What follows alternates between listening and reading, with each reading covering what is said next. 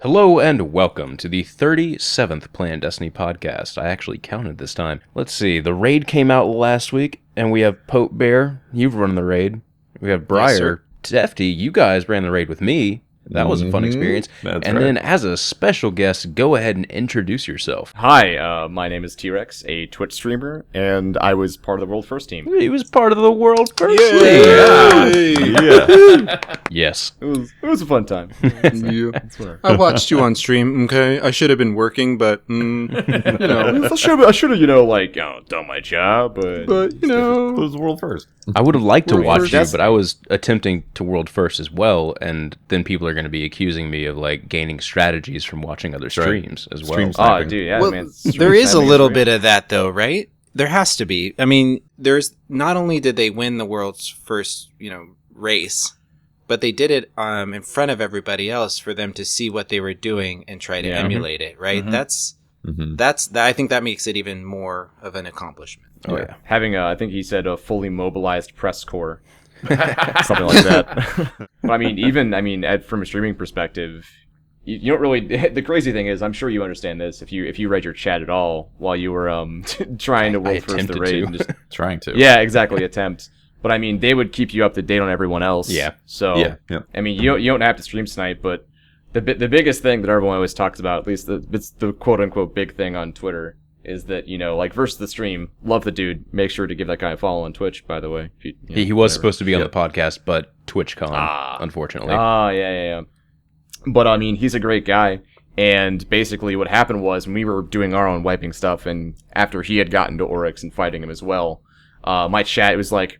Basically, it was just spamming like, they're gonna get it! Because I guess they got him down to like the last orb phase. Yep. They knocked him out. My chat's just exploding with, Versus did it! And then they're like, oh wait, no, he didn't. There's a 1%. Like, there's a 1% surprise. Which is why There was a when we bungee troll. finished...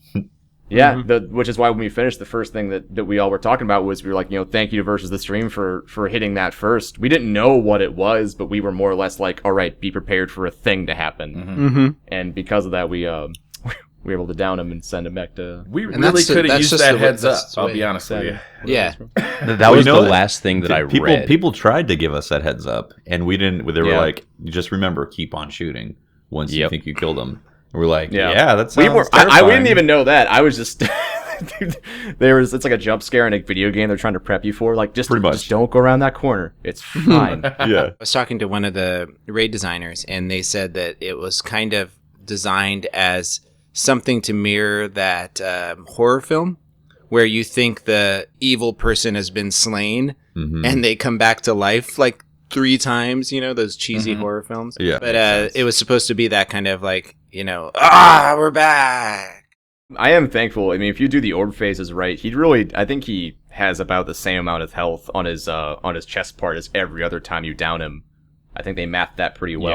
Yeah, definitely. I think even with a person down, you probably could still do it with just 5. Yeah, No I think who was it? Slayer Age. They did it with 2. Did they really? The entire I thought it was 4. Well, yeah, they did it with the 4. lowest. But the last damage I was done with gotcha. only 2 people, I believe. Oh, that's awesome. Congrats to Interesting. them. I wonder if they were. That could just be because touch amounts. that scout rifle is really, really good at dealing damage. Oh, so it wasn't their first attempt when they had that. That'd be amazing. Yeah, right. That would be Congrats to them. impressive. Two man. Too many. I'm 295, putting damage on orcs. No biggie. You got this. Chill stream. I got this. Right, chill. That- stream, I'm gonna play yeah. with my feet. It's fine. That 2 alive. that No big. end thing, like I guess spoilers for anyone who doesn't know what the raid. I'm not going to explain what happens, but it's like that end thing that popped up. I knew there was going to be a thing because that's the last thing that I read in our Twitch chat before. I'm like, okay, I'm tired of spoilers coming up about what's going to happen, so I just closed out the Twitch chat. And I knew there was something going to happen. I was ready for it, but I got there really quick, and nope, it didn't matter. Yeah, I recently re-edited some of the footage and looked back on it, and we just did all of this DPS to the last phase that we thought was the last phase. Yeah. And then he pops up, and then we were all just like, "Oh my god, just shoot!" And we just didn't. I can't. I'm reloading enough. everything. Yeah, we didn't have enough left over because we didn't anticipate it at all, and we also didn't anticipate that his actual death wasn't linked to health; it was linked to a mechanic. Yep. Yeah. Which again, spoilers. That was- spoilers if you haven't done the raid yet. We're gonna have to at the beginning. Somebody actually requested that in Twitter. It was to mark on the description of the podcast what point we stopped dropping spoilers. When this podcast Okay. goes up tomorrow, it's been a week, so it should be fair. So what you're saying, if you haven't beaten it in a week, you're a scrub? Is that what you're saying, Shefty? No, I'm just saying. I'm saying that. Well, spoilers, I think what he's saying is, spoilers could be there. Just those- kidding. for those who I'm just care, kidding. they've already done it. Hopefully, If you watch YouTube and Twitch, then chances are there's Then you've spoilers already that you've seen already it. seen. Yeah. Right. Absolutely. What was kind of the idea going in for World First? What did you guys do to prepare for trying to attempt that? Sure. Well, weird thing is that we weren't going for World's First. We just wanted to beat the raid. That's kind of been our... so, there's a little backstory to that is, way back in Vault of Glass days, me, Gathalion, Broman, and a few other people who we don't raid with anymore, we're going into Vault of Glass thinking, like, hey, this is our plan. Our plan is to get World's First Vault of Glass. And then we got gear checked at Atheon. Hard. But we did really well. We figured out all the mechanics by ourselves in Vault of Glass, and we ended up getting 7th. And that was really awesome. And so we started being, we'd be hashtag Team 7th. And then eventually we just started saying, we're hashtag Team Fun. And then the catchphrase became, we're not World's First, we're just World's First of Fun. And that's just kind of what happened. We didn't care about winning or anything like that. We cared more about just having a good time.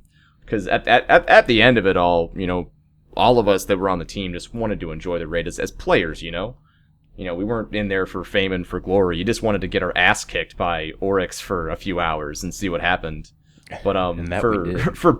that was a real thing. And so is that how your raid team was picked, by just you guys had history fun together? You didn't grab the best raiders from your stream and pull them together?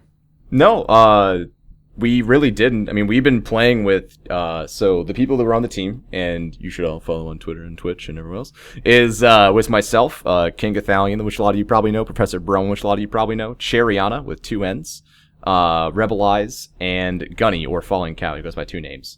But, no, we've all been playing together for a while, doing Trials of Osiris, Crota, Vault of Glass. Like, a lot is just playing together for a long period of time. And we're friends in real life as well as on the internet and stuff like that. And, we hang out and talk and all that kind of stuff. And we all just kind of were like, let's just do the raid day 1 and we'll do it together. And this is our raid team because we wanted to enjoy it and stuff like that.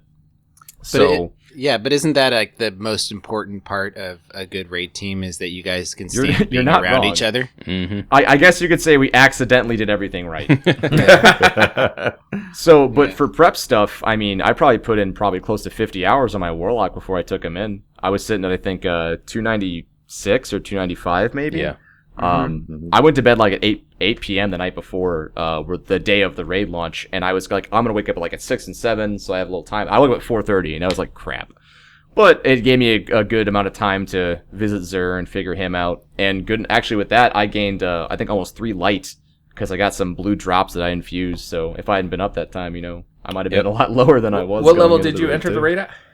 I think I was around 296, if I remember Oh, properly. Good. Yeah, a lot of the people in our attempt, DC Man, the night before the raid was set, he was at 280 light level.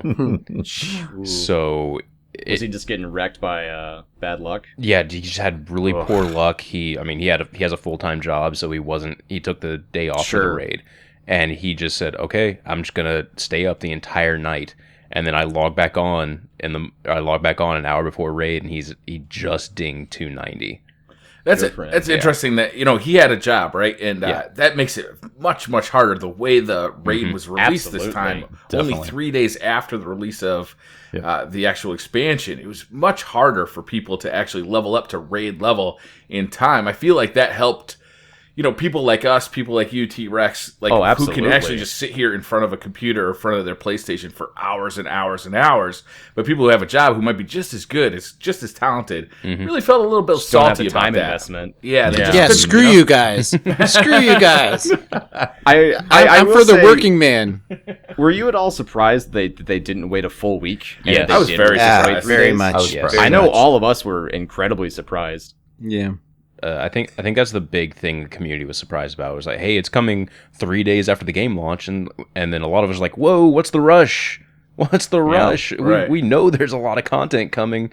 Wouldn't it be nice if everyone like kind of had a weekend to be able to play the game? Mhm. So that way, to a real degree, everyone would have a fair start, quote unquote. That's true. Yeah. That's right. Yep. Over the you're weekend- 100% not wrong though. Over the Yeah, weekend, I actually started my hunter character, and it was enjoyable to play through the story at like a regular pace, as opposed to I need to bust through this so I can get raid ready because it's got to be happening in 3 days, and I don't even know how to do it yet. Well, and Briar, that's the big thing for me is that I was playing. I already knew I was out of the world first hunt. I had to, I couldn't do it. So I was playing the game for the first time on my Titan because I had mained in the test build a hunter, and I had gone completely ham on the hunter the whole time during the test build. So when I started up on a Titan, and I really, and I was so pumped to talk to you guys about it and say, hey, look, I'm having so much fun. But you guys were in straight like world first raid mode prep, like what if it's not a higher light level, I don't want to talk about it. Yeah. Go okay. That was the mentality we had too for some. Talk to me about 3 a coin. Yeah, heroic strikes, quarter oryx, constantly. Yeah. Well, yeah, you see, the crazy thing is, a lot of people, I feel like, towards the end of the week, especially on Friday, people were like, hey, like, I wasn't doing, I think I did maybe an hour of, maybe not even that, probably like just half hour of 3 of coins farming, because I didn't enjoy it. And 2, I was like, at the end of the time when I was doing it, I was already over 290, and I was like, these are all dropping at 290. Like, I don't need these. I need higher level legendaries or blues. So Me too. I think a lot of people maybe got hung up on being like, I have to get an exotic. Because realistically, I don't think I used any exotics in the raid. I had a stag that I got from the Nightfall that was just, I just kept leveling it up because it was the only, exotic I had at the time. But for the most part, everything I had was legendary, and I still have a blue chest piece on my Warlock. Oh my god. Oh my god. You scrub. It's 298. I can't beat it right now. Yeah. Right. It's hard to funny. beat those. Even once you're leveled to like 300, 305, it's still hard to beat those 298 drops. Yep. Yeah. Unless you get a raid piece or something. Right. Yeah, well, that's what it requires at this point. Like they made it so the raid is the requirement now to get those boost above those light levels, which is fun. I mean, I think it makes it more interesting now instead of just getting that armor piece or getting that weapon and then being like, okay, I got it. Now you can actually get it one and be like, oh, awesome, this is an upgrade again. I wonder if it'll cause a repeat performance of the Forever 29 though. That has been a concern I've been having, but it seems like, I've been hearing some people in my chat with only after a week, people were already at close to like 298, 299 without even touching the raid. They've just gotten really lucky. Yeah. Yep. So I believe, this might just be a rumor, so whatever. I don't have the gamer tag or anything like that. But supposedly there was a person who ground out their exotic sword day 1. Yep. And so when Wednesday Arms Day rolled around, they already had it. Yep. And as far as I understand, by the time Friday rolled around for the raid, he was already 300. Yep. Wow. No, that is true.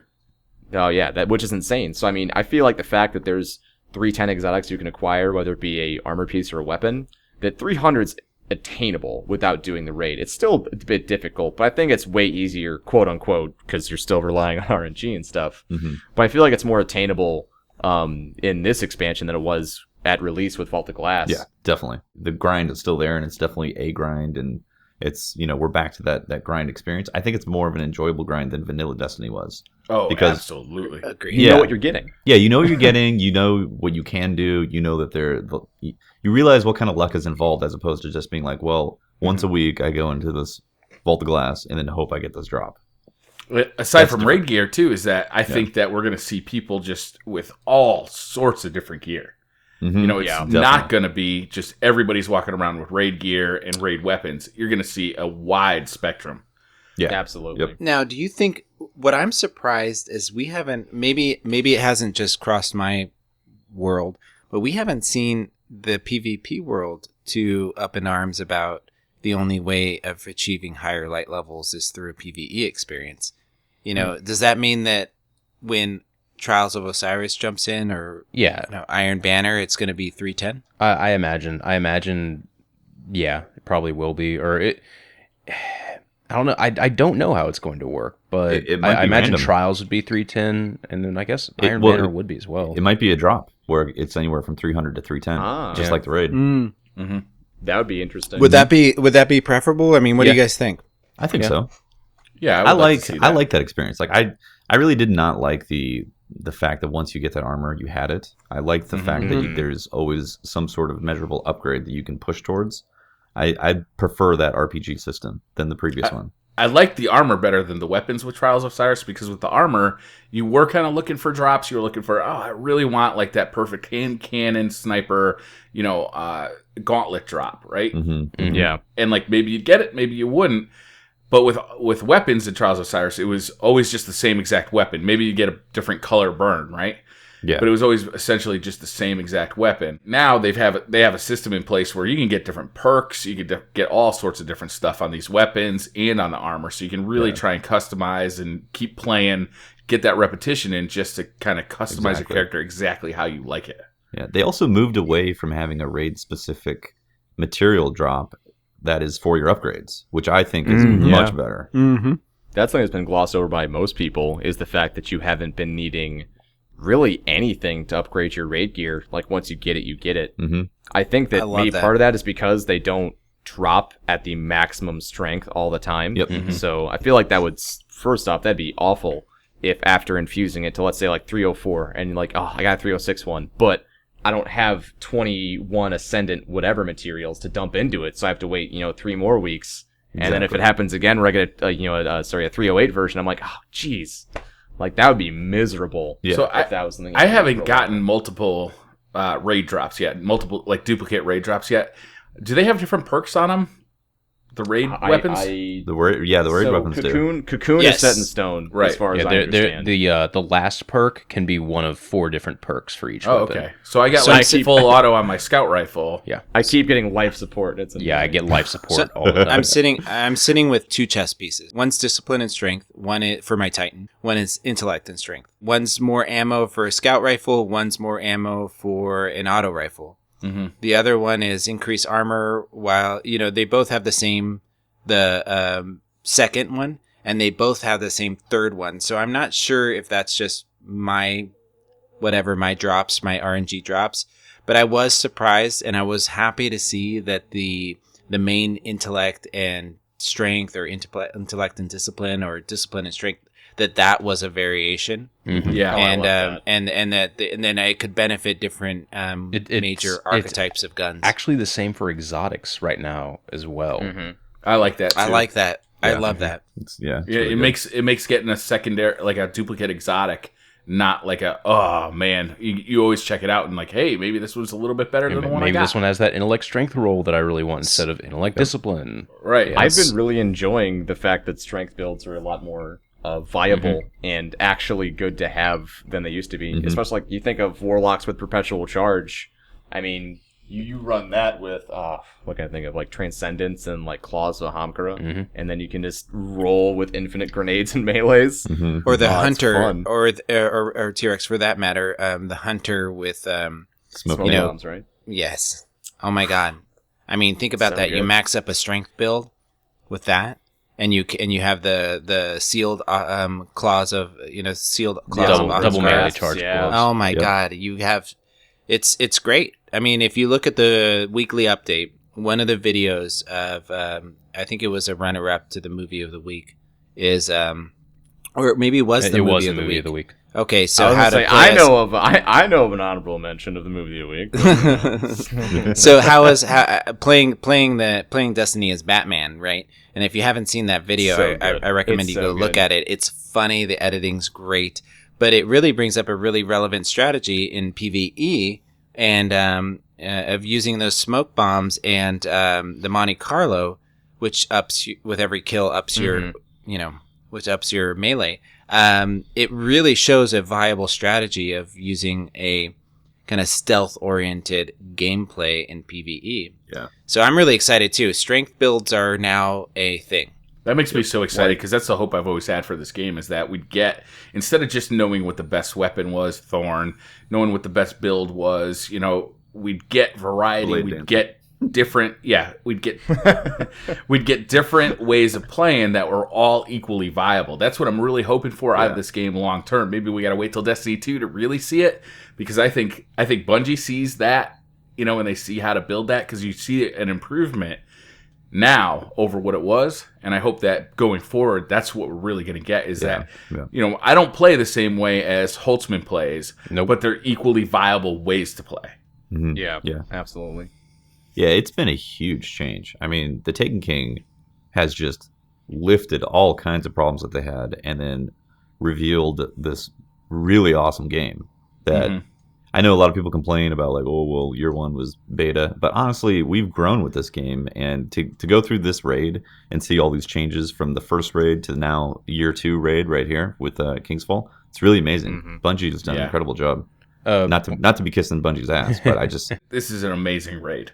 Going into it blind, which I so highly recommend, is to go into a raid blind. Like, don't watch any YouTube videos, don't watch any streams. Just go into it for the first time with your raid team blind and try and figure it out, because it's so much more fun that way.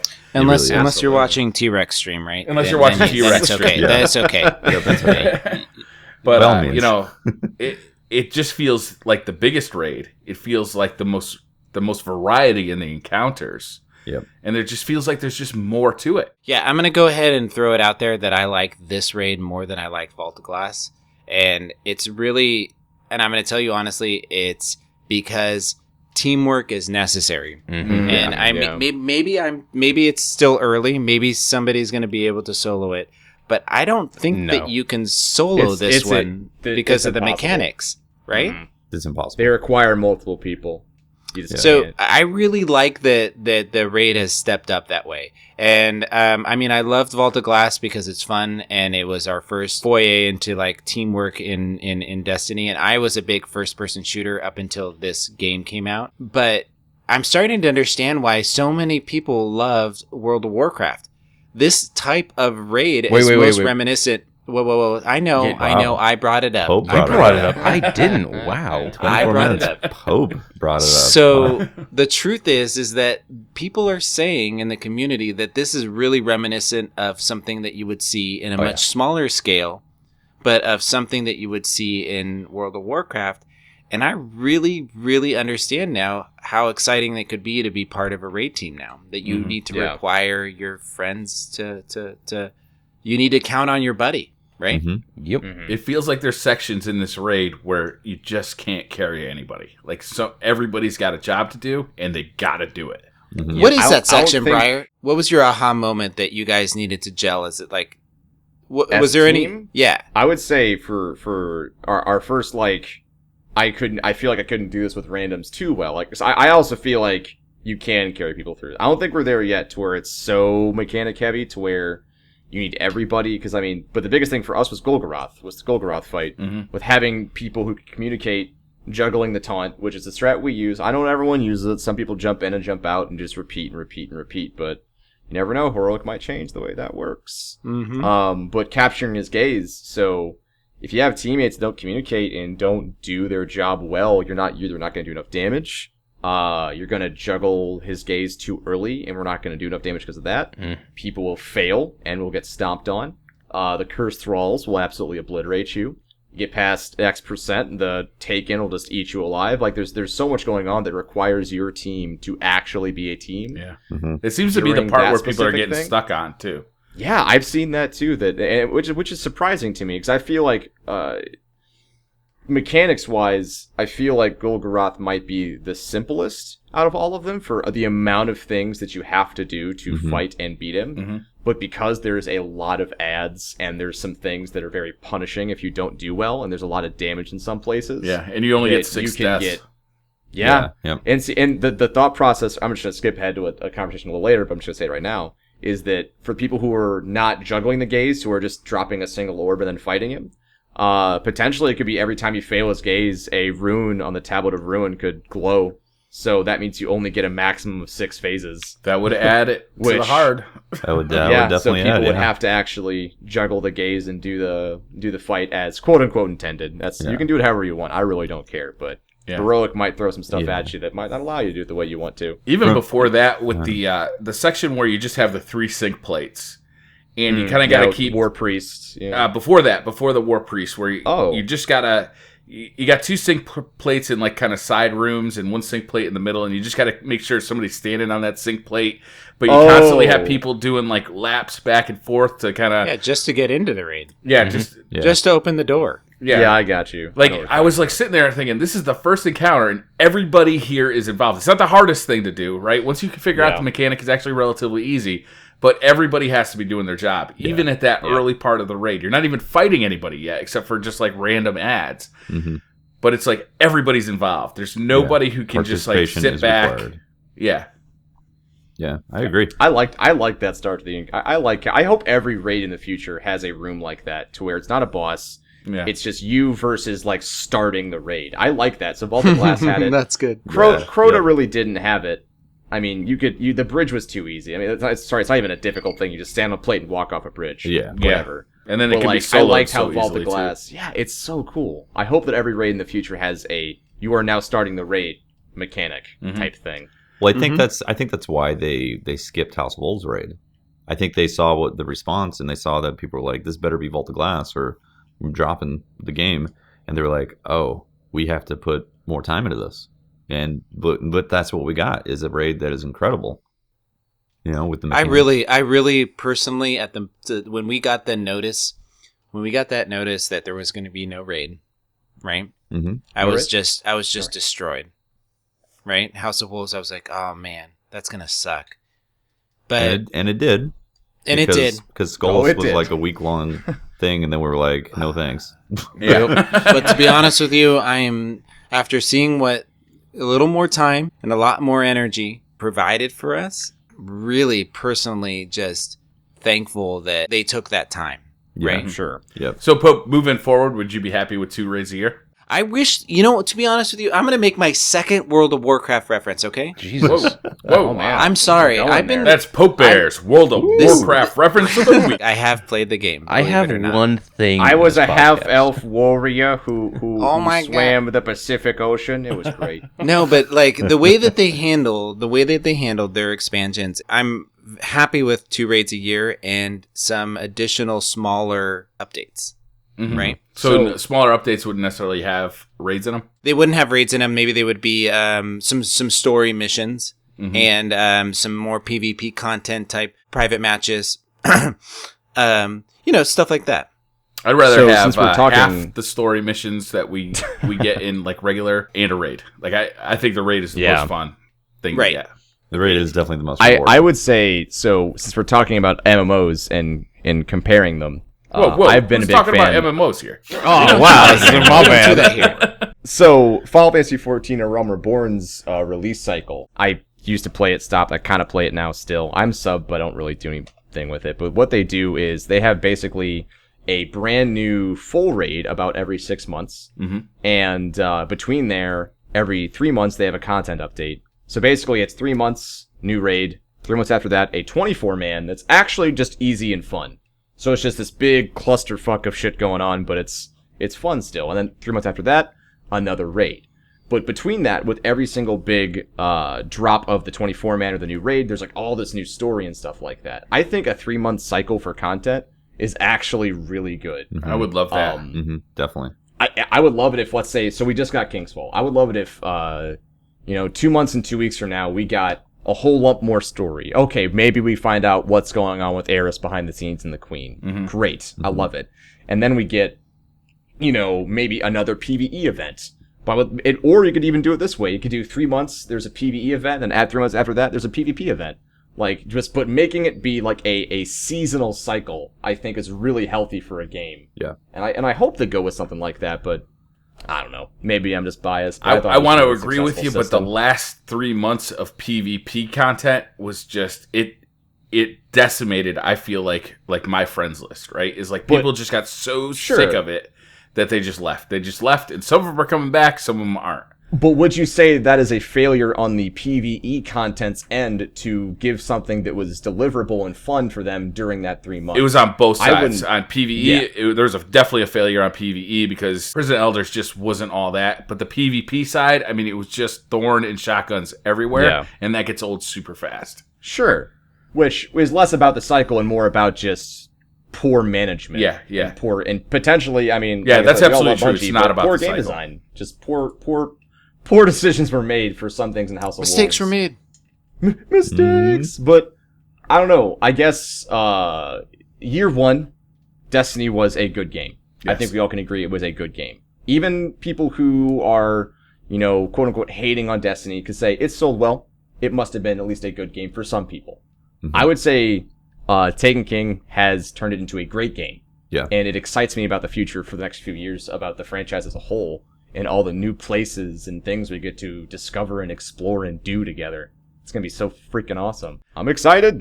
Excitement. Oh my god. So, Destiny 2, T-Rex, right? coming out of the raid, what were your Yeah. thoughts on the raid? Like, you got any suggestions for improvement? You got any things that you really love the most?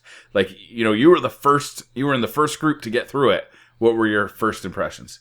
So first off, I guess like from start to finish, spoiler alert, people listening, we're going to talk about the raid pretty heavily at this point. Spoilers. So at the start, doing the first encounter, we already talked about, I liked having an entrance to the raid. That was fun. Yeah. That was really enjoyable. And the fact that people were getting loot out of that too was even better. Mhm. Yep. Then doing the jump puzzle stuff, watching my friends be absolutely awful and falling off the ships over and over and over and over and over again. Oh, it was great. And I'm just sitting there shooting what ship they should jump to, and then they don't, and then yelling at them about it. It's great.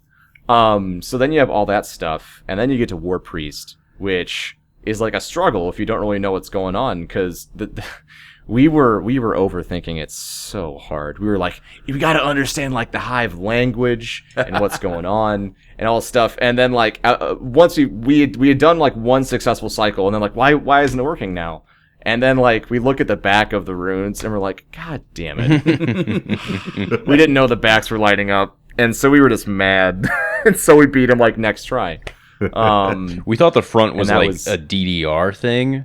Yeah, that's what we thought too. Yep. That's what we thought too. Because it just looked like it. So I was staring at it, going, I think it lit up like. I think that's what we're supposed to do, because the Yeah. runes just kind of randomly shine as well, so it really throws you off. But no, just stand behind them. You can see. Okay. So War Priest, it was exciting because it required a little bit of teamwork. I liked War Priest, and then you do the cellar, and there was secrets there which you can go and find. I'm sure you guys have a fantastic YouTube on that chest, right? Probably. There you go. You should watch it. No if you want to find a promises. chest in, Go to if you want to data. find a chest in Golgaroth's cellar, you should watch that video on it that PlanetDestiny has. And then you fight Golgaroth itself, and that is a mess. For the longest time. So for those who were raiders for a while in Destiny, you know the fact that the scoreboard when you die kind of tells you how to do the encounter a little bit. Yeah. So with Atheon, when you were first at the very end of All the Glass, it was Oracles killed times Vengeance, and you're like, wait, what's times Vengeance? And it's linked to Oracles, and then you beat it. So in Golgaroth, there is a death screen that has reclaimed light detonation as one of the things, and we kept trying to figure out over and over again. And I was the proponent for this. I was like, we have to figure out. We thought like you dropped like the puddles and then like exploded the thralls in the puddles, so that way it was we like tried that. massive like spike We damage. tried that, yep. And but then Gathalion kept being like, I think we just got to shoot in the chest, and I was like, no. Yeah, there has to be something else. And he fought me every step of the way, and eventually I was like, all right, you know what, my way's not working, and we haven't tried your way, let's do it. And then we figured out that it was just that simple, which then the counter thought is perhaps maybe it's a heroic mechanic, I don't know, but I'm still confused as to why that's in the raid at all. But Golgaroth, I'll get to what I was going to say at the very end when I explain everything. Okay. I liked the jump puzzle. It is fun. Yes. It is fun to screw with your friends and shoulder charge them and sword them off. Are you talking about Man, the it is one so much afterwards? fun. Oh yeah, right after Golgaroth. Yeah. On You're jumping up and down. kind of the angled edge, which makes the jumping a Mm-hmm. little weird because if you hit it just wrong, it kind of jets you right off, like you slide off. It's the best. So you do that, and then you fight the sisters, which I think it's a really fun fight. Yeah, and I think it's fun I too. like the fact that it's kind of like people on plates, one person getting a spark, everyone fighting. Like it's once again more of a teamwork thing. Random Oryx person is- getting the strike or the spark as well, so everybody's got to contribute. be on their toes. They have to know the encounter, or at least know what to do if they're the person chosen. So It also did typically- a really good job of teaching you the plate mechanics. Mhm. You know, Yep. because if Yeah. they just threw you into Oryx with the plates, I mean, that would have been a cluster, Oh, that would have But- been absolutely right? But the Death Singers, they really they stepped you through the process. They said if you learn this encounter, then you'll be ready for the next encounter. Right. And that And was really smart. Oryx. Yep, and then Oryx is basically the exact same as the Death Singers, minus that you have to stun him and then have those orbs explode. So And kill a vessel. I would say my overall impressions about the raid is, I mean, I'm heavily impressed. I love doing it. I love doing it now.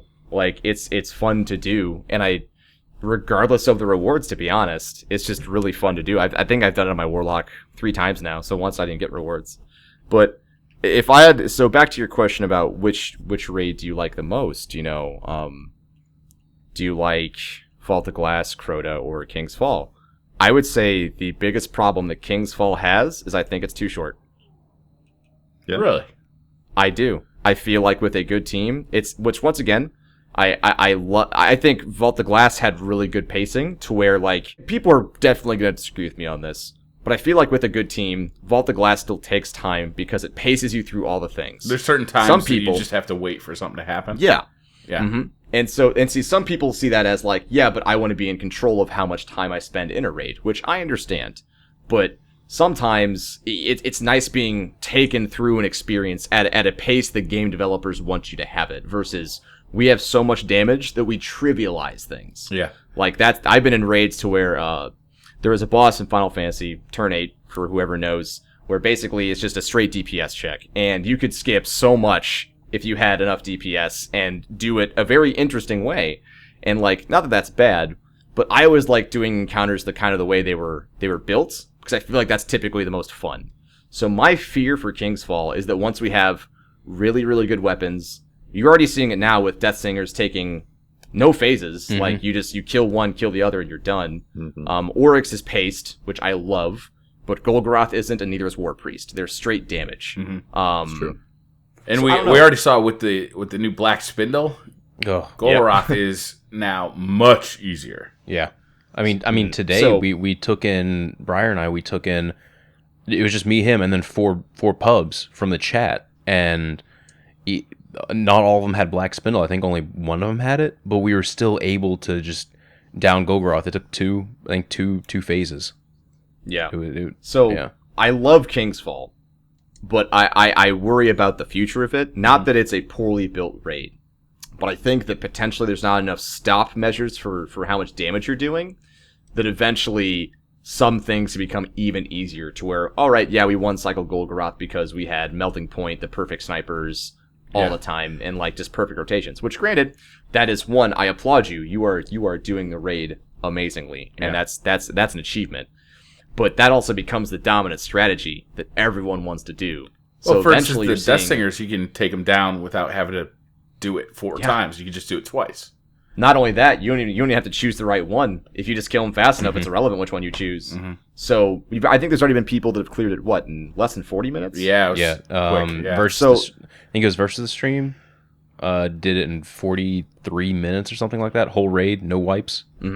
So, like I said, I love the raid, but I am a bit concerned about what it might become in like a month or two. We still got the hard mode. to Yeah, look we still have the forward hard mode. No, and that's also the counter argument to my statement completely, is that this is also the normal mode. And I think what I hope that Heroic is that they add more mechanics and there's more to do and the rewards are worth it. So that, normal mode is kind of like, I want to be a raider, but I'm not a hardcore raider, and you can go in and enjoy it and have a good time with your friends, get some cool looking stuff, and then Heroic is like, all right, put on, put on some heavy metal and just go at it kind of thing. Do you think? But Do you think the we'll have to drops wait are and going to see. be higher than 310 in heroic? I don't know. I want to say no. There's I a wanna say, second though, set of raid weapons, right? Yes. Mm-hmm. It's Harrowed, I think, is the Yep. term that they use. Mm-hmm. I think it might drop at 310. Like, there may be no variance Yeah, in it. they just guaranteed drop 310. It'd be interesting if, like, the specials might have more perks. Man, that auto rifle, though, is just so good. Scout rifle's pretty Oh my good, though. god. that auto rifle. No, you know what? The reload speed on the hand cannon is just amazing. Yeah, that auto rifle is a crime. Midas against Reckoning, the humanity. fusion rifle, I can't hit anything with that. It's like the spread pattern is really? like huge. I have the fusion rifle. Let me equip that real quick and just see how. Okay, pull it out. And... Maybe I got oh used to Jesus! Telesto. Oh my! The Telesto. That's called, I think it's Midas Reckoning. Yeah. Or Yeah. Midas Reckoning. Oh my God! That's That's horrifying. If you get used to Kickbacks. Telesto, which is a Pretty new exotic, The Telesto doesn't have Would you- recoil. yeah, Telesto's fun. you can shoot things from across the map. It's basically a sniper rifle fusion rifle. Oh, that Telesto I've nicknamed the postmortem machine. Yeah, totally. Yeah, it really is. It feels really fun to use in PvP. It's really not the most effective, but like, man, like when you hit like someone like 5 times and you're like, you just know that they're dead and you just walk away. Yeah. They detonate. Well, But it's good PvE as well. But Midas Reckoning, I was like, oh, okay. Now I got a 306 attack fusion rifle. I can put the Telesto away. Nope. Oh no, this isn't happening. Nope. This is not happening. Oh, you'll be infusing that Telesto. Yeah.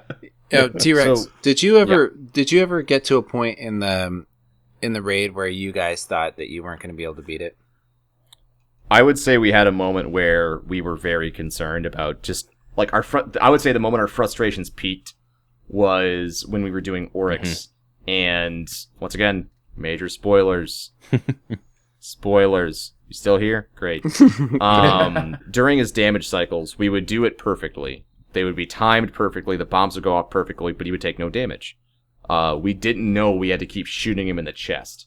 Uh-huh. We didn't know his heart recovered if you stopped shooting at it. Mm-hmm. So that's why sometimes we would do enough damage beforehand or something to where he would take damage without us shooting it, and then sometimes he wouldn't. It was just maddening not knowing why sometimes we were doing extra damage and sometimes we weren't. Sometimes we would do none or 25%. And just like that variance wiping over and over again, seemingly with no difference in mechanics, is like, it is a very upsetting feeling. And then luckily Rebel Eyes eventually said, I'm just going to shoot him while you guys are getting the orbs. And we're like, great. And then after that, we were pretty golden. That's pretty much the exact same point that we were getting frustrated because we got to Oryx the same time as you guys. I think we were all the big teams were neck and neck with each other getting to Oryx like within about 5-10 minutes. But we spent 8 hours on Oryx. And I feel like we got lucky. I really do, with just figuring it out. it's like we figured it out, but like us though was the stun. Mhm. Like we couldn't stagger him for like two or 3 hours. it took us all the hunters going Golden Celestial Gun. Nighthawk Golden Gun, and then realizing okay, wow. we have to do pretty much this much This is damage. a thing that can happen, Yeah. sure. Yeah. I remember when we first got to Oryx, we figured out that we knew we had to do damage with like basically what we got to Oryx, and it was just like awful. Fucking nothing was going right. We understood we had to get the spark and steal the brand and then something. But then I kept being like, and then we're like, we have to detonate the balls. We're like, okay. And then we do it and then nothing happens. I was like, there's got to be something to do because doxology kept killing us. Yep. And I was like, there's no way that doxology is supposed to keep killing us.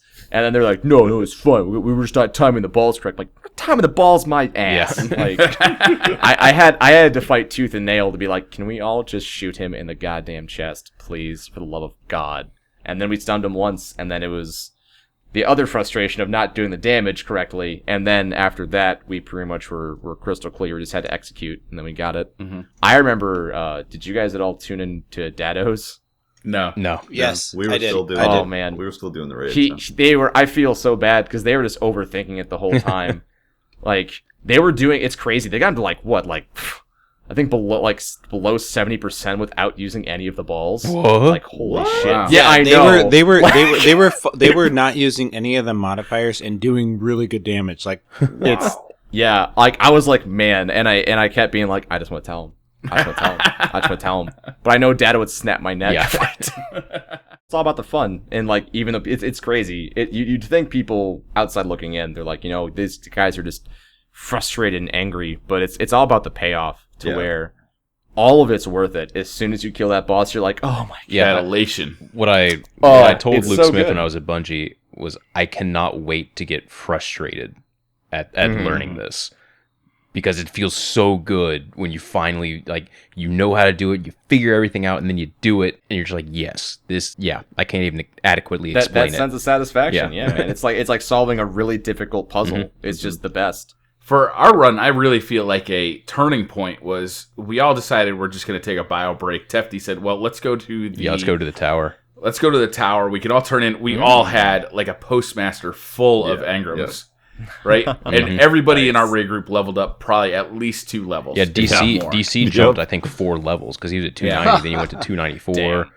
All of a sudden, we came back to Oryx, and we could do damage. Yeah. Yep. Like, it was like, wow, what a Yeah. difference. The What a ogres were I feel like dropping that's way a good faster. piece of Yeah. That's a good piece of advice, I think, is that a lot of people overlook, is that I know the crazy thing was, and this was a joke that was made too, was we took breaks. We took, I think, like every 3 hours took a break almost. But I remember we got, right before we fought the singers, after the jump puzzle, we all went to the bathroom, and I was like, oh, we're all gonna lose world first because Got's pissing. Or something like that. And then you hear in the background, I have urinated! And it was gone. But, like, I don't know, I think it keeps you fresh. Like, although you have to, like, you know, you want to beat the boss and you're frustrated. Like, sometimes the best option is just to be like, you know what, take a break, Step away. come back. Yeah. There's Step been so away. many outside of Destiny, like raid groups where we've been like smashing our face against the same thing over and over again, and then, you know, we're like, all right, take a break, come back, and we just demolish it, no mistakes made. It's that mental block that you remove when you take a break sometimes, you know. My own raid group, it's taken us, we haven't finished it yet. I've done it personally twice now, like start to finish, but my raid group that I play with on a regular basis, we have not finished it. We're still on the Death Singers, because it's just like everybody's got to learn it, everybody's got their own pace, and everybody's having fun. You know, we're talking, we're laughing, we're pushing people off ledges. It's okay to take your time with it. It's not, you know, the race is over. Yeah. It's time to have fun. And it is fun. It is a fun raid that everybody gets to play a part. You get to watch somebody get launched off and smashed into the opposite side of a wall. That was the best. I mean, how That much was fun is that? That was such a nice relief after, like, basically What a 4 cathartic hours. moment, I right? think we were 4 Yeah. hours in at that point, and like we get to that jump puzzle. Okay, guys, like there's this little hive light. Let me go follow it, see what happens. Oh, okay, it disappeared. What's happening? Where am I? Both Tefty and I just got blown across the room. Yeah. At the same time. Now, yeah. now I got to tell you that, like, I'm friends with the guy who designed that, and he was so excited to find out who was the first person out, because it's like almost all of the I don't know, what do you guys call them besides like mini the oryx pistons? penises? Oh. Yeah, I think Wait, the the what? general term What that are you every talking single raid we've gone to is like just hive dicks. hive dicks, Yeah. right? Wait, the jumping part? Yeah. Yeah, the the hive with the dicks. wall, with the wall push. I think we called it thrusting madness. Okay, so let's go with thrusting madness. So before you enter into the thrusting madness, the first thrusted madness is a sensor, right? You walk in front of it, and it was almost designed for the first person in the raid group to Yeah. walk into it and go, boom. Yeah. It was really funny. I think it was Goth on our end, and you just hear him scream, and I just see him get just. I'm right behind him, and I just had a perfect view of him just getting laid out. Oh, it's so good. Now, did you find any of the chests the first time through, or you were not even No. looking for them? We weren't looking for him. Okay. We figured, well, honestly, we figured people would just find it better than we did. Yeah. Which is true. We found one of the chests. We're like, oh, it's across there. We'll get it on the next run. Well, yeah, we'll get it next time. Yeah, I remember looking Yeah. across and seeing that room, and I was like, that is absolutely a chest room. And then, sure enough, it was a chest room. Which room was that? The one. The one where the Thrusting the- piston puzzle. Yeah, the thrusting puzzle. Gotcha. And then Madness. like it turns out I found one originally. Remember when we were Yeah. doing the Hive Tomb ship part, and like Yep, I just jumped yep, off. yep. Like, I'm just gonna sit here, guys. Turns Yeah. out Love the that's where Tomb one of the ship part. chests was as well. Yeah, you were already on it. Yeah. Yeah. Amazing. People are smarter than we are. Yeah. That's what it comes down to. And then like there's the goat or the calcified fragments that you can find in there as well. Like I think we found 2 of them, 2 or 3 Found of 2 them. of them, yeah. Yep. But you know, And those were pretty obvious. They were there's one really that's we right in found front of we your found a face. couple as well. Yeah. Well, I mean, Like I guess the one right in front of you.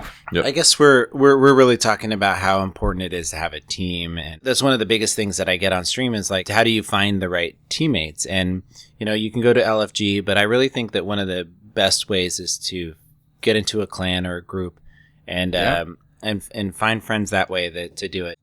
What can they do to A website actually that can really help with this. It's called the 100.io. yeah. Oh, okay, yeah, And you basically jump into a clan of 100 people that's already made, and they make scheduled appointments to do any kind of content you want. You can make an appointment, like I want to do the Nightfall at Tuesday at 6 p.m.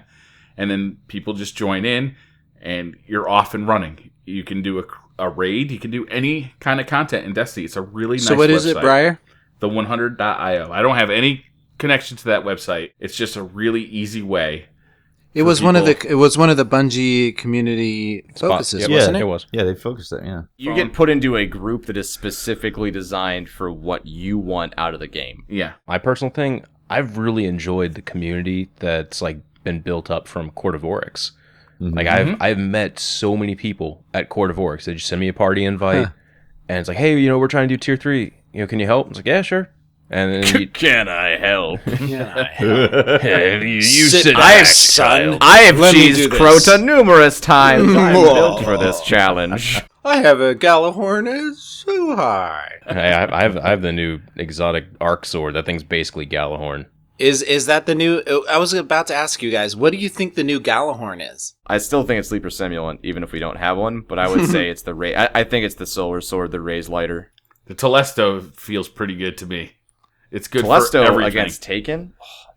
Well, the best part about the Telesto is that let's say you fight like a wizard, a Taken wizard, and she's making all those like the cursed orbs. thralls.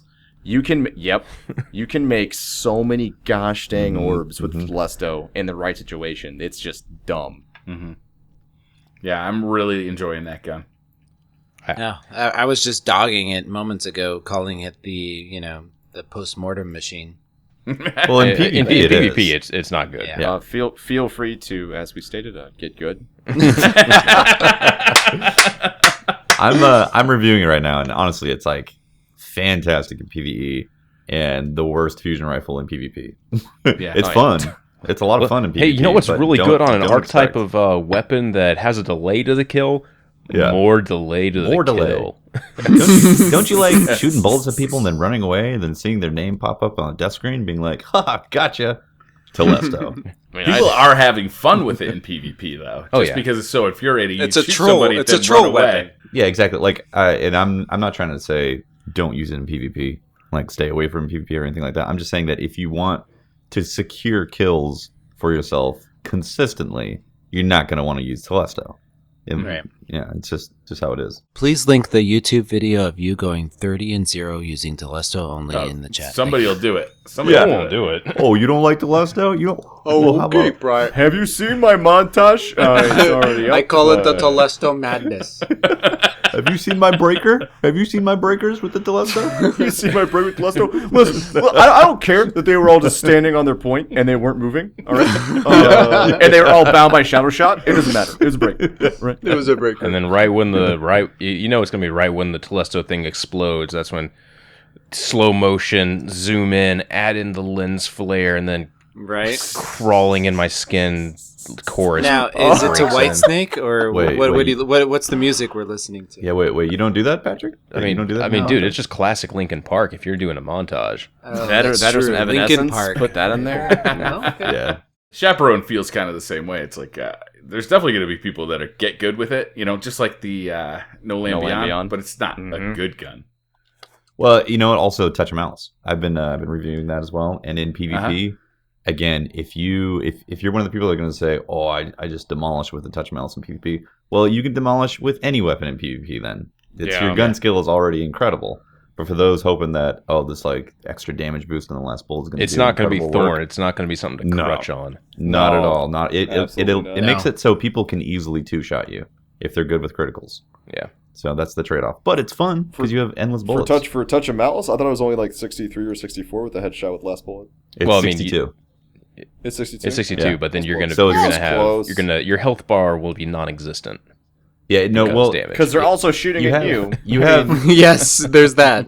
so you technically have 33 bullets total in the final bullet if you have full health.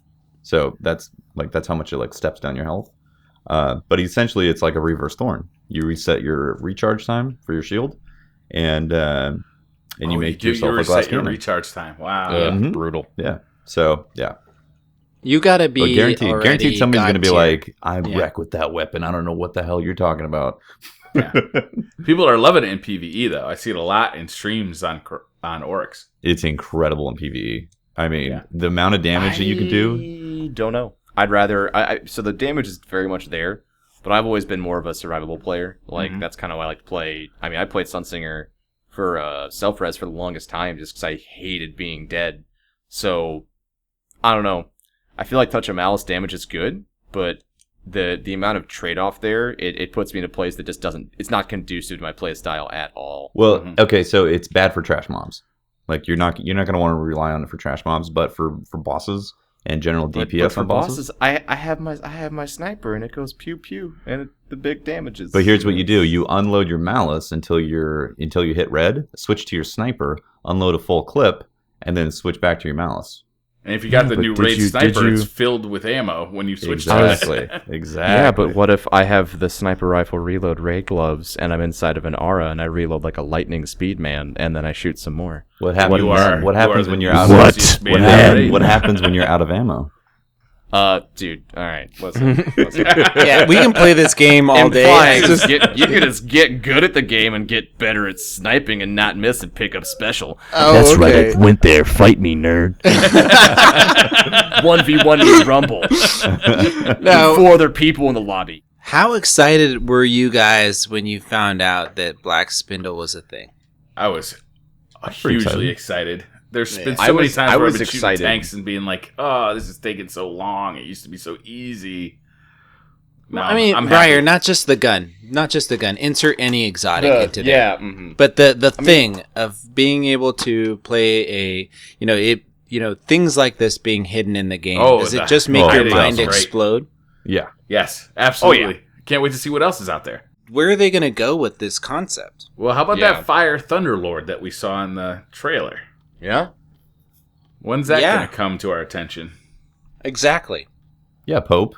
Tell us, man. Tell us. People right were now. pissed off at me when I mentioned something like that. They're like, when am I getting Thunderlord's that got... Fire Thunderlord? Yeah, somebody's, these people messaging me on Twitter, you stupid idiot, Thunderlord's arc. Where's my Fire Baron? And I'm like, are you kidding me? Come on, guys. You I like how can't, they're like 1920s. It's over with the Voider horn. throw your mind out there and say, like, what else are they going to do? Like, they purposely held back some exotics, right? I would really love to see some of those exotics come back with different elemental damage in a different way and just be exciting again. Well, I mean, I'm pretty sure that's how we're going to get the things like the different elemental damage Thunderlords is by one of the daily quests. I'm pretty sure that's how we're going to get the No Time to Explain exotic is through the Paradox mission if it comes up as a daily heroic story. Like I'm willing to bet stuff on this. Like I mean, I'll dismantle. How much? I don't know. What are you going to bet? I don't know. I'll dismantle a Hawkmoon or something. Shit.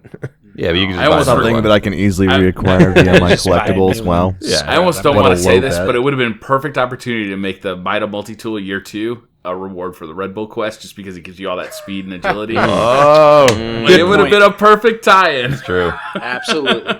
It gives you wings. And that is like Flame Sword, one of Flame Sword's favorite weapons too. Really? Or the Titan helmet, the Bellicose, Mm-hmm. helmet. Nice. 'Cause If it they gives should you have put a wings. perk on that does you good. That would have been awesome. Is he good? I would love that exotic if it just didn't just like suck ass though. Yeah. That part ruins it for me. Actually, I The just want part where it something. sucks. I just want something on the bottom left screen to say "Does you good" for, in like a countdown. Does you good. Like 5, 4. It does me good right now. Oh my god. You just equipped milk. Yeah. Whatever it is, as long as the screen on the left says just some combination of we got an opportunity here with, or at least Bungie has an opportunity here with what they've set aside with these the new way of finding exotics that really makes me excited about the content and going out at every daily, every weekly, and wondering what's around every corner. It's psychologically, it's given me a new lease on where I'm going in the world. I don't know, maybe not for you guys, but for me, I'm like doing missions on strikes and going, well, maybe something's over there. There are Well, times. Patrick, weren't you saying before about the Vault of Glass mission? Like that would be Yeah. a perfect opportunity. I mean, that's a perfect time perfect yeah. time for it. I would be really excited if they potentially introduce a way to get exotic armor pieces in a similar way. That would be awesome. That's if there is potentially a few things. One, exotics, there are armor pieces that we don't know about. Oh man, There's a bunch or of two. items that just read classified. So yeah, we don't know what they are. I would love to be like, oh man, what's that warlock got? Why is it glowing? Oh, it's Glowwho. But then the one time where it's like, oh, it's not Glowwho, it's the Superman cape 10 with plus 50 intellect. I don't mean whatever. but to see something where I'm like, I have no idea where that came from, and I have no idea where it is. Like that I love that feeling of not knowing something. Yeah. The strike specific drops are really doing that for me. those were Because great. like the Absolutely. Dark Blade helmet you see in the tower, I got a cape for my hunter that came from the sperm Scion helmet? Yeah, flares. man. That is like the most ridiculous thing I've ever seen. Yeah, I've seen like people. it. Are you talking about the people rocking fairy that. wings? Yeah. It's a cape for my hunter that's like The- glowing like the the fairy ass wings. cape. Yeah. Oh, and Yeah. Tanix drops a cape for your hunter as well. That is That just cape is fabulous. That thing is ugly as sin. Fabulous! My God, I have Briar. to say, I love the Raid Warlock helmet. The fact that it can make my helmet a light bulb is just fantastic. I love that. The raid Dude, type. that plus Chatterwhite, man, I'm not There you hiding go. anywhere. Jesus. Listen to you guys. You're like 9,000. fashion. You're ready for Fashion Week. Listen, my Warlock looks fucking good, man. All right.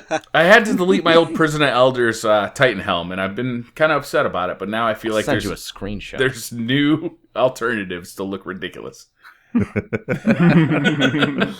No more wings for you. I also want to say that the exotic quest lines that we've seen so far are really fun. I mean, some of them are Yeah. fetch quest-ish, and that Right. it kind of goes with the territory with these type of games. But it's just really refreshing to not just suddenly get a drop and then be like, "That's how I got my exotic." It's like there's a story behind the exotic sword and touch mouse and chaperone, and it's entertaining. I like it. I like where they're going with that. I want more of it. I actually just got the Touch of Malice today as well when Briar and we did that stream. Got the 2 items I needed, and then that set me off on the epic calcified fragment hunt of God. I hope I got enough of them in the raid today, so I don't have to Do it venture again, back right? in there. And, How many do you need?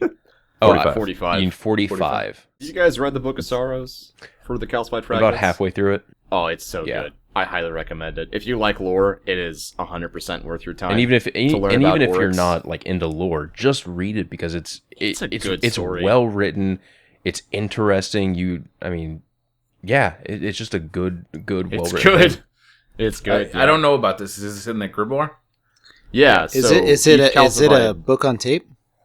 Yeah, can I download it on iTunes? I wouldn't Yeah. mind. I wouldn't mind like doing that, like attempting to do an audiobook version of the Book of Sorrows. Book of Sorrows? Yeah.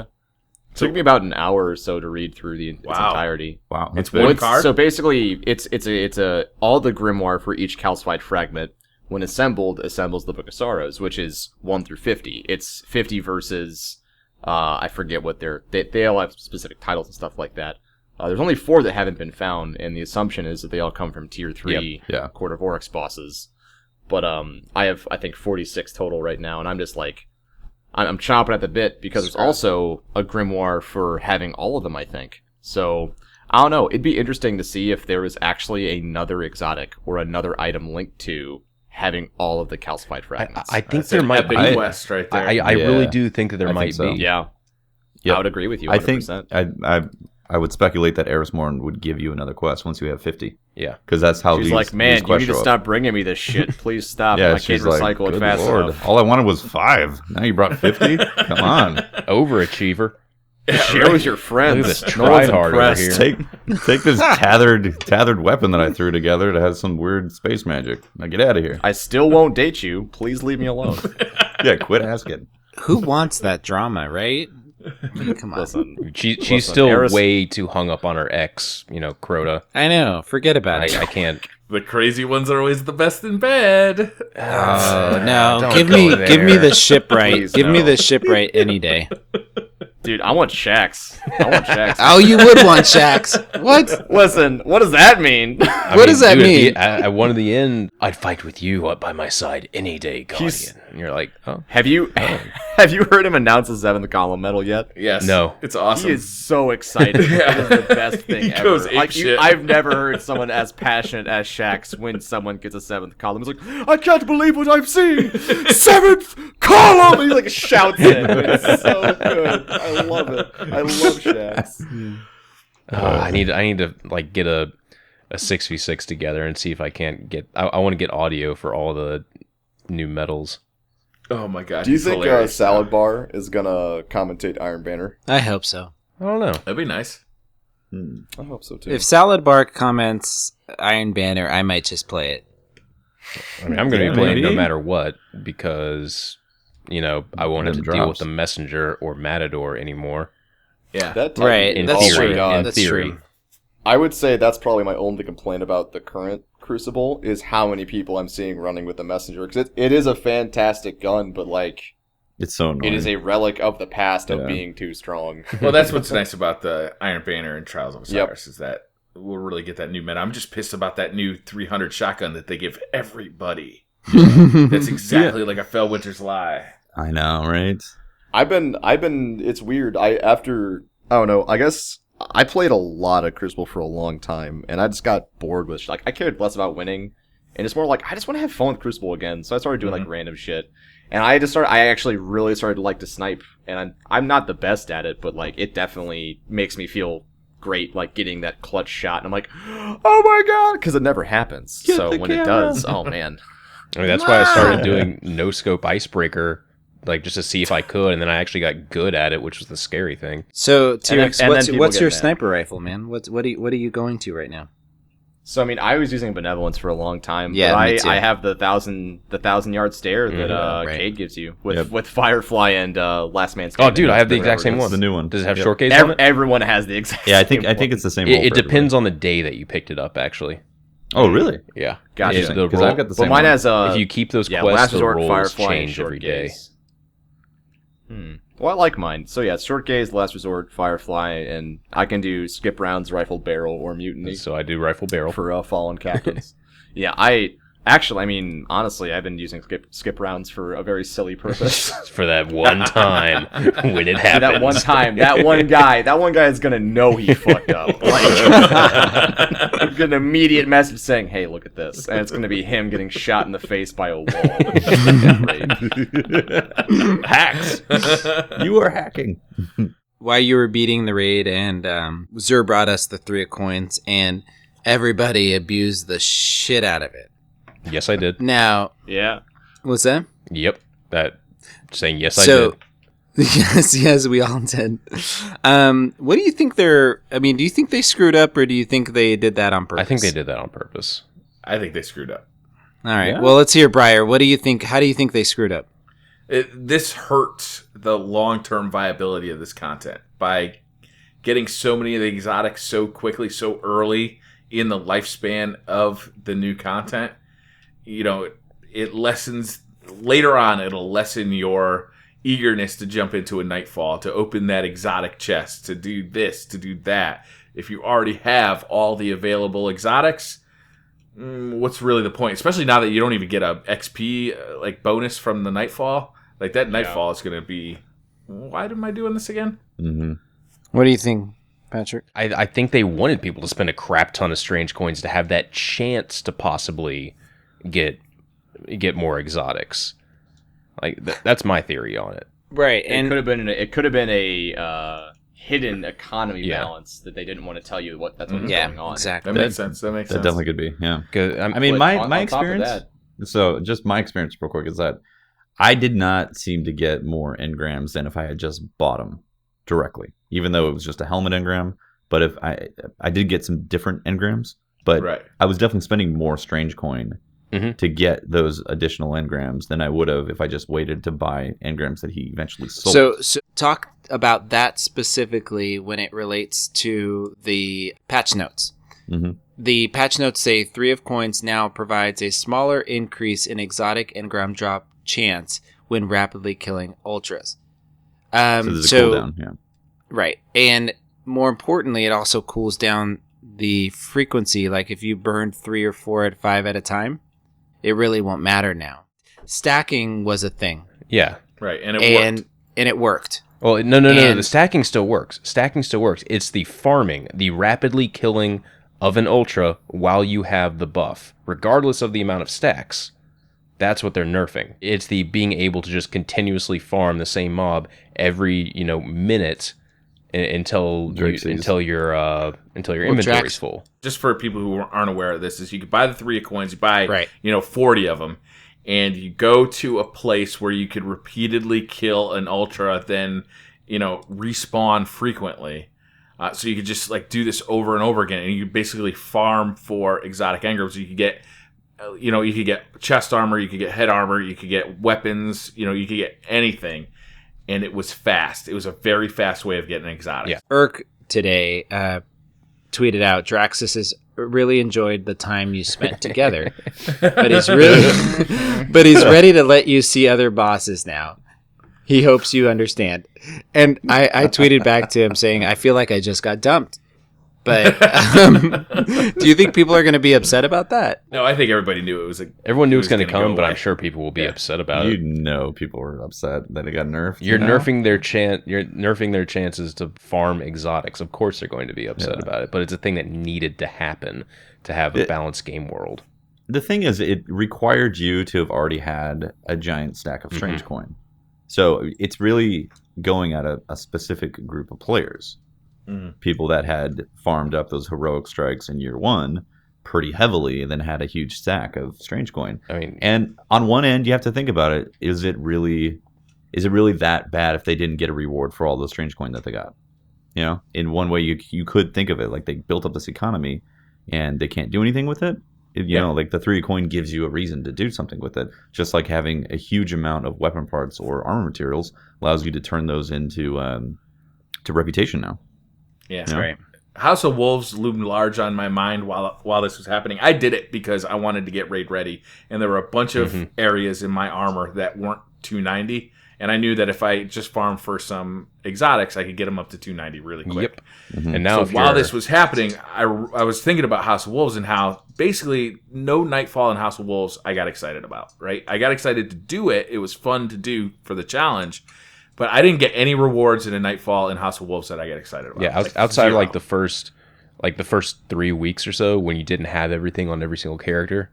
Yeah. Yeah. But Xur sold mostly everything right away, and if you didn't get it directly from he didn't sell it directly, he sold like a engram. Yeah, that you the could only get it thing out were of. like the Bones of Ao. Like he didn't sell those for the longest of time for hunters. So yeah, I mean, while I was doing this, I was like, I know I'm doing this. Like I only am gonna do it until I can get up to 290 for the raid, and then I'm gonna stop for myself so that Nightfalls don't become irrelevant for Yeah. me, so that exotic chests don't become irrelevant for me, because it's important to me to enjoy my time in Destiny, and just like burning through everything doesn't really do that. For me. I did it until I got the Jade Rabbit because that was the one thing that I really wanted, and I got it, and I haven't done it since then. Even though I'm probably going to start again because I just realized that once you're above 300, exotic engrams decrypt into 310 weapons. Yeah. So It's not a you know- guarantee. Well, it's not guaranteed. There's a it's not chance. guaranteed. It's a chance, but there's still a chance. Yeah. What I did was I actually saved up my engrams because I think I heard that from Versus. Yeah. He told me about it because I saw him having a 310 Jade Rabbit. I was like, how did you get that? Was that from the raid? And he said, no, it's from engram.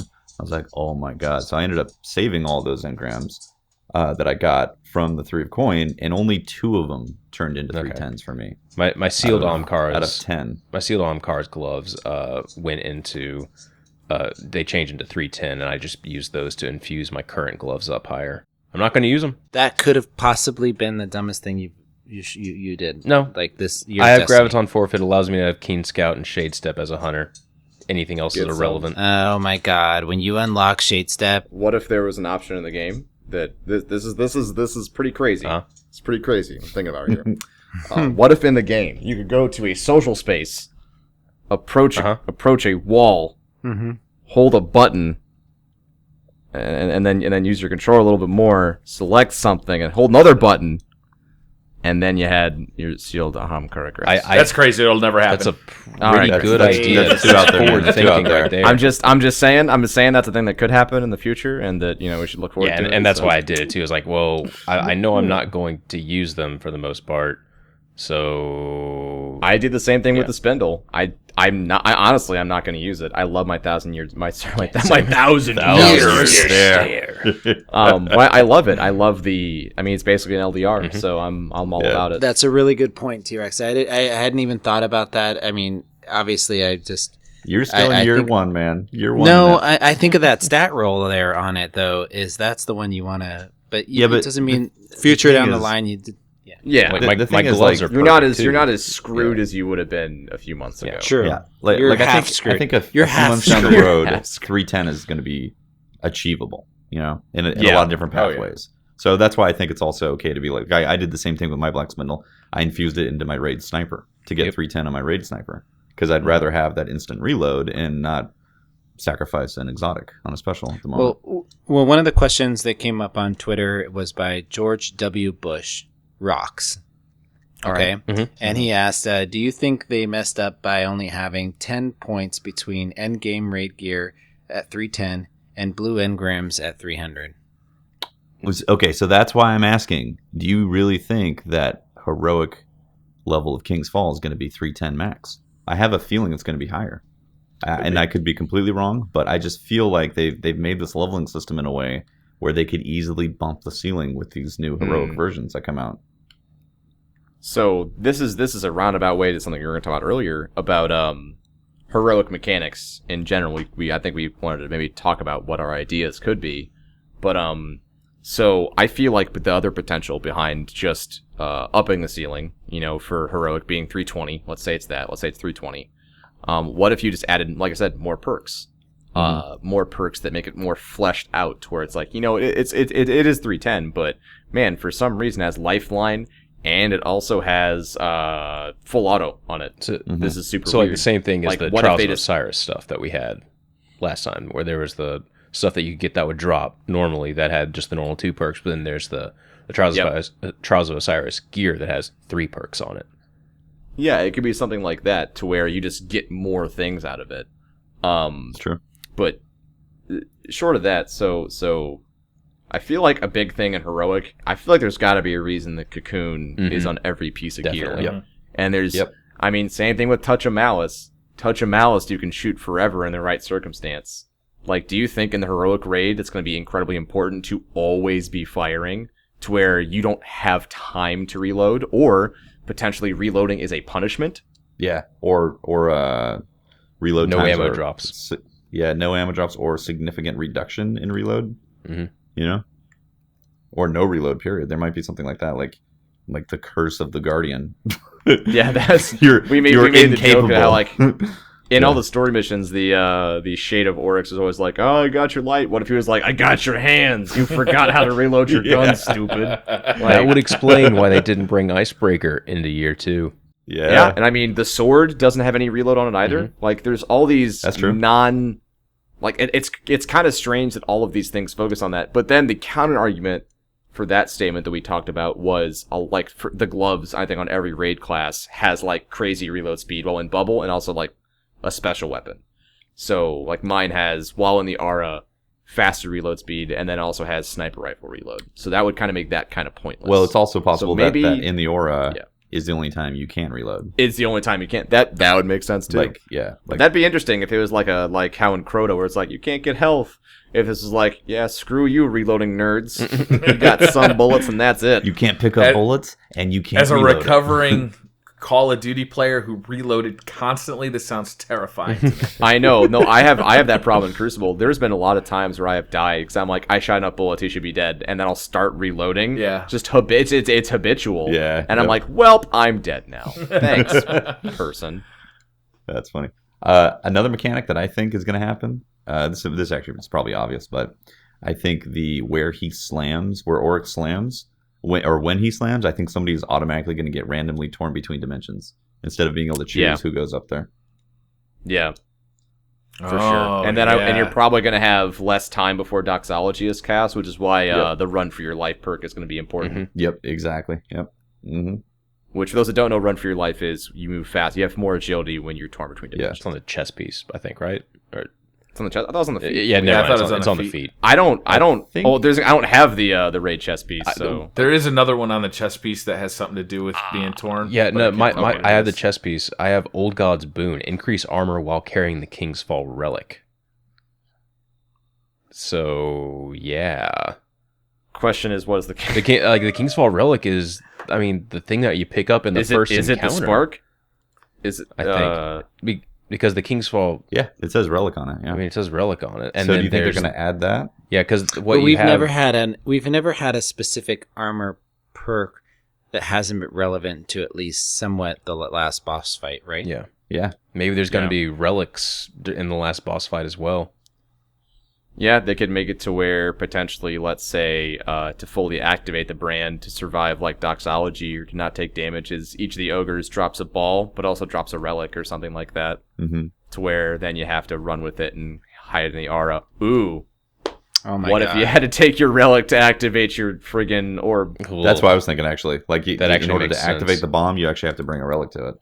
Oh, Yeah. wow. And you can't... Stuff it in there. Stuff Get that it. relic.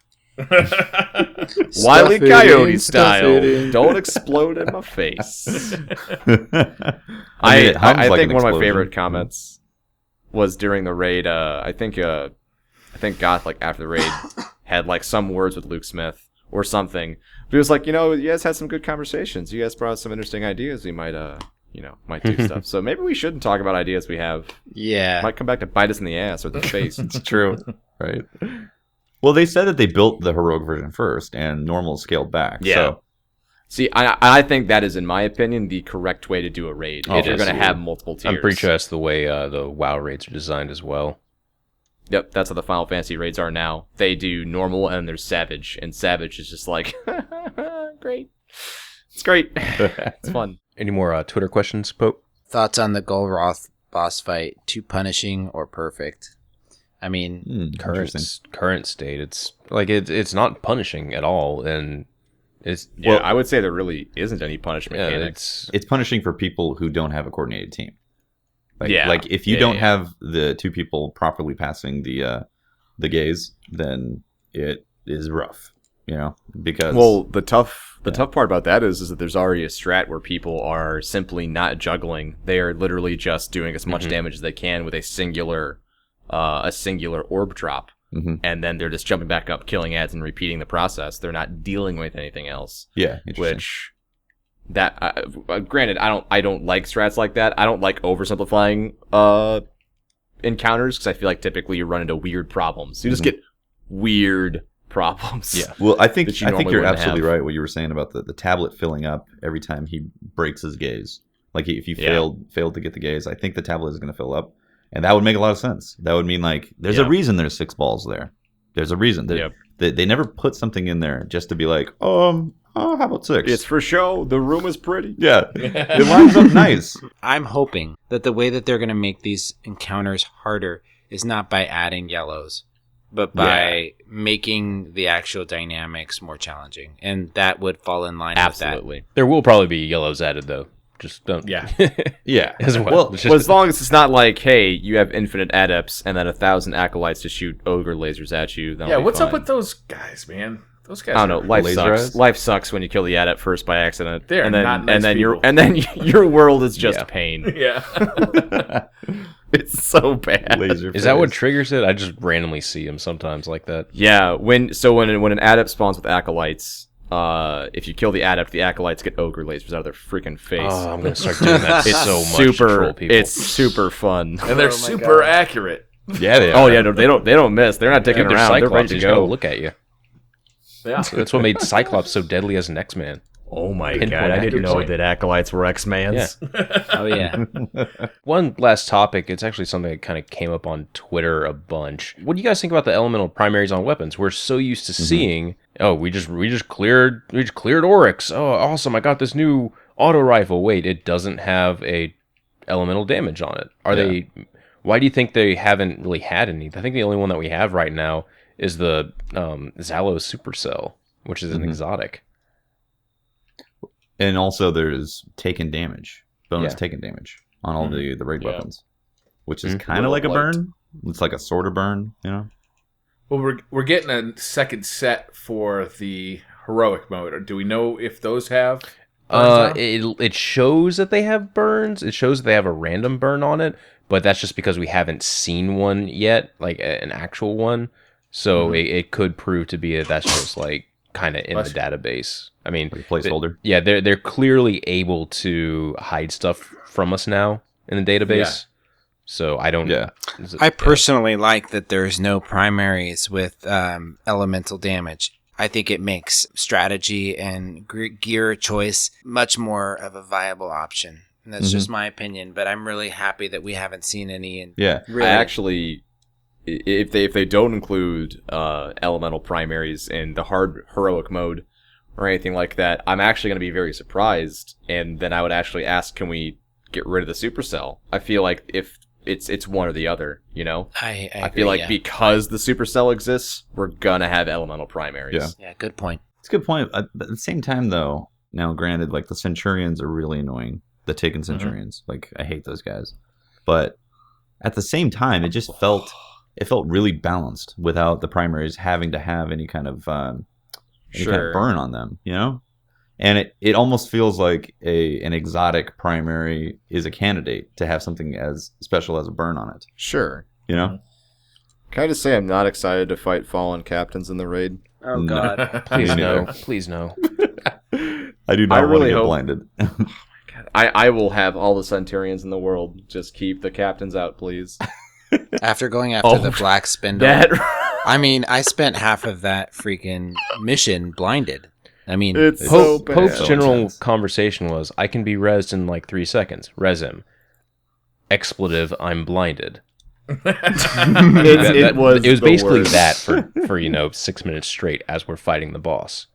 Uh-huh. yeah, I really like have a hard time dodging that. I mean, Well, it's Titan kind of stands their ground and fights. and it's very these- deceptive because it kind of goes through walls a little bit Yeah. on there, and you're like, yeah, I dodged it. Nope, it clipped through the wall a little bit as well. There's kind of like two orbs. There's Yeah. the big outer shell, and then there's an inner one. And if that inner one can pass through a doorway, it doesn't matter about the Yeah, outer the outer one will But still the fit. outer one is where the effect happens. Mhm. So if that clips your arm or your toe, then you're blind. Yep. But it's that inner one that actually is the projectile itself. Feels which good. is a little deceiving. You're blind, disoriented, and you have a moment scare where you think your PS4 just turned off. Yep. You know? Every time for me. I think it's my HDMI cable came loose a little bit, and my screen just went black again. I want to know who designed those captains, and I want I to don't. just like. If I ever Yeah. meet them, in a dark alleyway. Can Gonna I, blind what them. did you guys think about the actual I'm gonna mission? Like blind the time limit for the Taken, getting through those 3 rooms in under 10 minutes. Did you guys think it was fun? Did you think it was too challenging? How many times did you guys have to do it? I did it once, but I had 2 I people did it that were once. really, really good on it.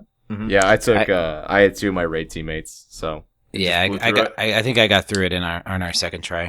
Yeah, Your second try? I would say I got lucky personally, because I mean that's a hard encounter. it is. It is a really very hard. difficult People are- encounter.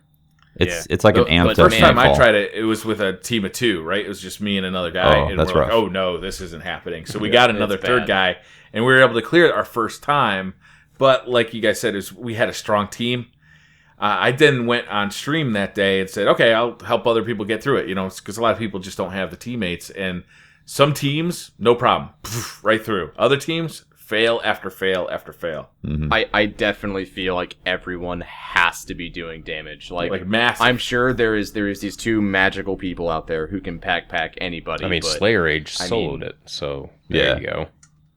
I was gonna say. Once again, I feel somebody, like once again with the right strat, like I would agree it's possible. But I mean, it's also very extenuating circumstances. And I really, I would say biggest complaint about the community as a whole with Destiny is that they see one iteration of a thing happen, and then they were like, everyone should, like, they trivialize how difficult something can be. That's why I would say if there's anything, if people are still listening for some reason to me talking, then congratulations, you made it this far. But for the raid, I still think it's hard. I know my team does it really well. We've had a lot of practice. But I want you to know, if you are failing at it, it is okay. Yeah. It does not make you a garbage player. It is meant to be the hardest thing to do in Destiny. And I would say the same thing for that. I had some friends who were very disheartened by the fact that they couldn't get their black spindles because they couldn't beat it. And I'm like, it's freaking hard.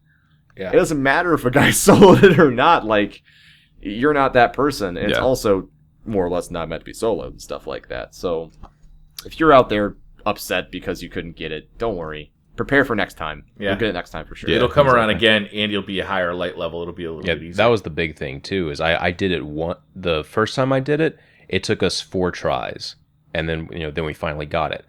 And then the next time, I had my exotic sword and a higher light level, and it was a breeze. Like, it was just so much easier once I had that higher light level. I could live a little bit longer, do more damage, and then the exotic sword just, pooped on everything. Right. Super exhilarating though to finish it with like 8 seconds left on the timer. Nice. Like, I wanted that really ship, cool. But I still didn't get it. I'm so mad. Oh. That ship is so cool. Could you get the ship if you attempted it multiple times on the same character? I don't know. No, I did it multiple times on the same character. I didn't get any drops. Yeah, I wasn't sure. If you did it on another character, then the drops reset. So you can I want to know cool shaders and other cool stuff that's in the game we haven't seen yet. Exactly. There's so much stuff we haven't seen. Right?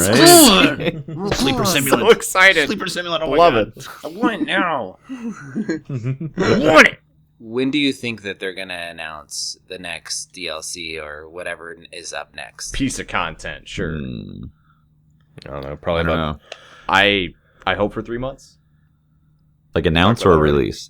Release. I would say release. Let's say release. I would say, let's say release 3 months. You think it'll be before Christmas? Was there a rumor about it being before a good Christmas present. Like I heard somebody talking about it, and rumors they float through the air. So I don't know if this was something that was posted on Reddit. Yeah. Was Dark there Below something? came before Christmas, and I felt like it was a big sales boost for Destiny as a game.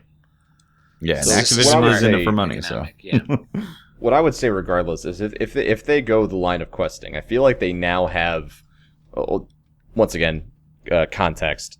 Bungie was a game that more or less had nothing that could help it out to make the game faster. And by I mean like actually making the physical part of the game from a designer standpoint. Yeah. To where all the assets are brand new, they were using new tools, all these things. I think now we're coming into year 2. They are now masterful with their tools. Yep. And they have new systems. So I think like the questing system with how well it's gone, it'd be awesome if like once a month where it's like, all right, here's a new story quest line with Cade. Here's a new story quest line with so-and-so.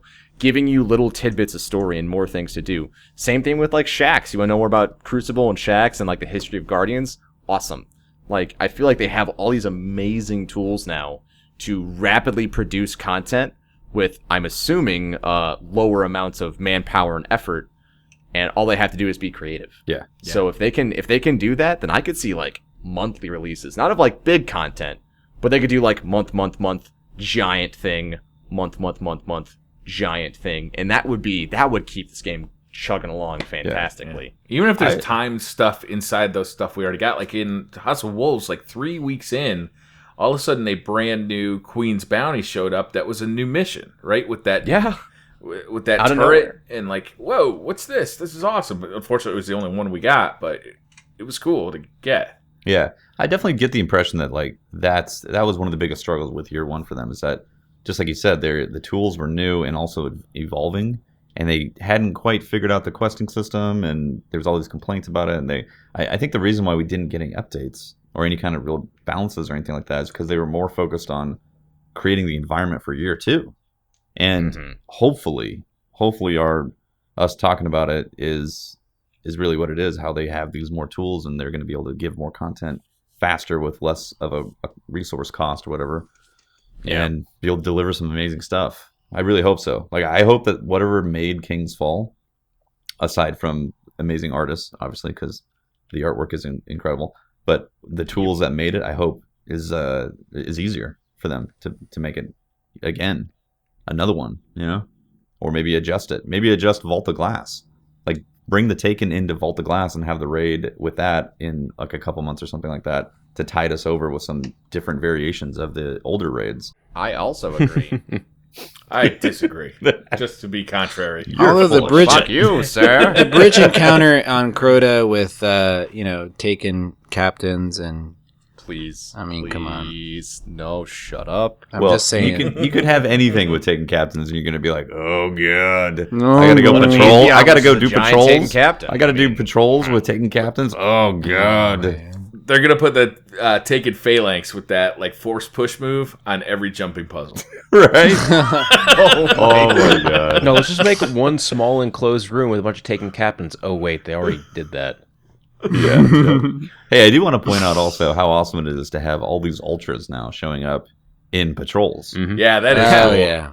That's very pretty cool. awesome. Yeah, we haven't even touched how alive, once again, much like with House of Wolves, how alive patrols feels now Yeah. too. Yeah, Hopefully like- it lasts longer than we did with House of Wolves. House of Wolves I was think- done by the I time think it's House of gonna. Wolves came out.